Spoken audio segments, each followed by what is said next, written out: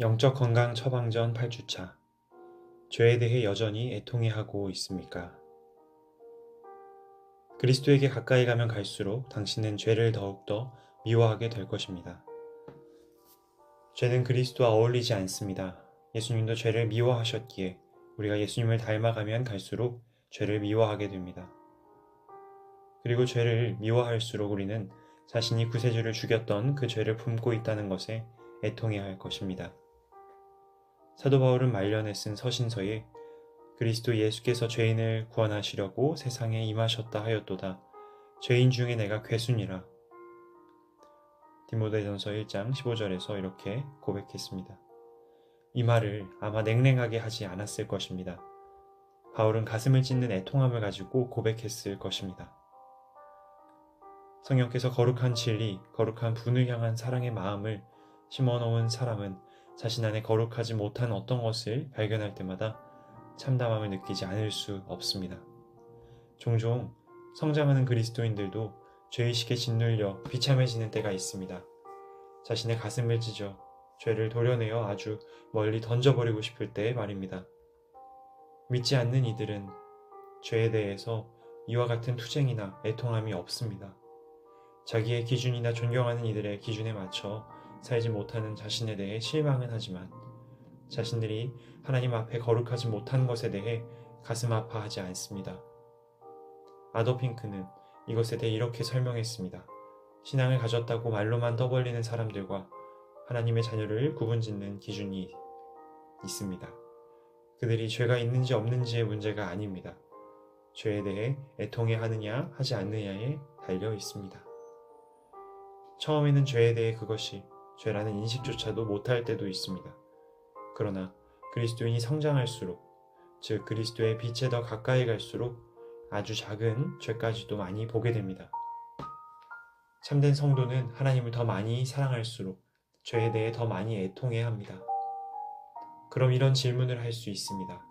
죄에 대해서 계속 슬퍼해야만 합니까?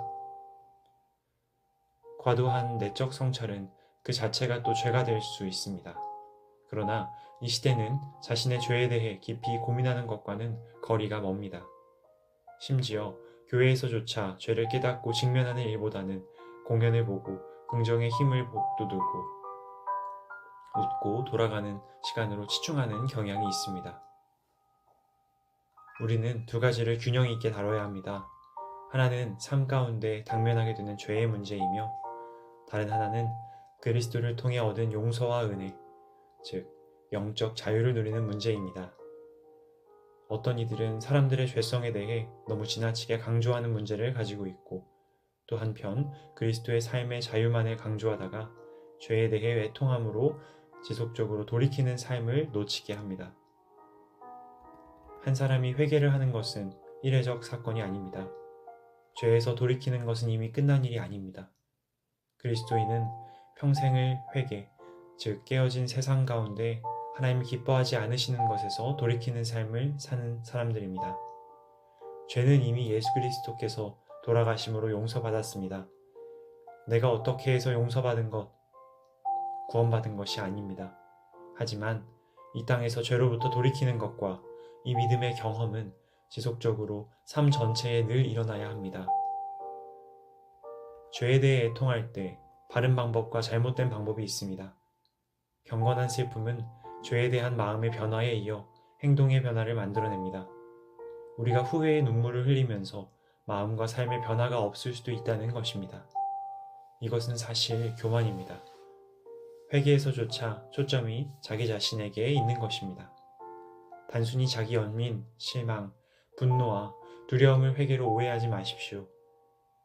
죄에 대해 바르게 애통할 때 우리는 앞으로 올 거룩함을 더욱 사모하게 됩니다.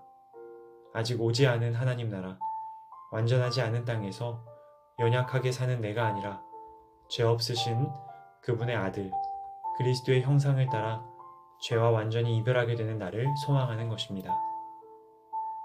만일 당신이 죄에 대해 슬퍼하지 않는다면 무엇을 해야 할까요? 5가지 방법을 나누려고 합니다. 첫째, 내가 복음을 잘 이해하고 있는지 점검하십시오. 한두 문장 정도가 아니라 한쪽 분량 정도로 정리해 보십시오. 이것이 명확하지 않다면 다시 말씀으로 공동체 안에서의 양육을 통해 정확한 복음에 대한 이해가 필요합니다. 둘째, 영적인 민감함을 주시기를 기도하십시오. 내 자아, 중심, 생각과 감정을 따라 살면서 이루어지는 죄의 문제를 샅샅이 보여주시기를 간구하십시오. 그리고 그것을 피하고 버리고 떠나게 해주시기를 구하십시오. 셋째, 시편 51편을 가지고 천천히 기도하십시오. 그것이 마음에서 우러난 당신의 기도가 되게 하십시오. 죄에 대해 애통해한 것은 다윗만이 아니라 당신의 고백이 되도록 말씀을 붙들고 기도하십시오. 넷째, 하늘로부터 죄 없으신 분이 오셔서 나의 죄로 인해 십자가에 못 박히셨다는 사실을 묵상하십시오. 내가 얼마나 그의 법을 무시하였는지, 여전히 나의 중심적으로 살며 이 사실을 값싸게 만드는지 묵상하십시오. 그리고 예수님의 삶과 죽음은 회개하고 그를 믿는 모든 자를 죄로부터 구원하시는 것임을 계속해서 기억하십시오.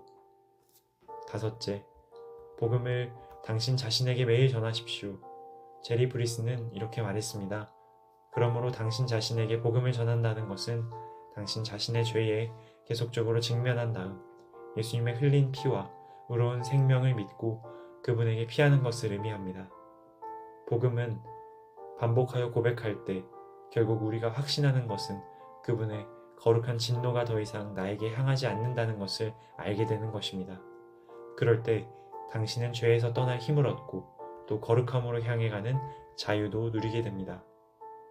죄에 대해 애통해하며 완전한 거룩함을 소망하는 당신을 구원하시고 새로운 나라를 열어주신 하나님을 찬양합니다.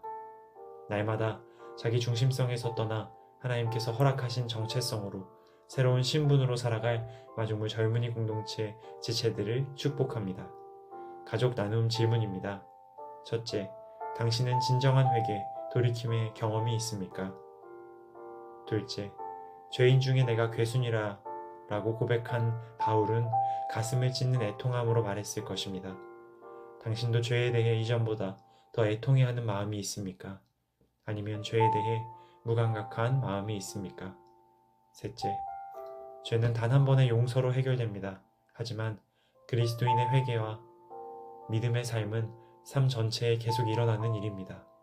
이 사실을 받아들이는 당신의 삶은 어떻게 죄에는 치열하게 거룩함을 소망하며 살아갑니까? 당신의 방법을 나눠주십시오.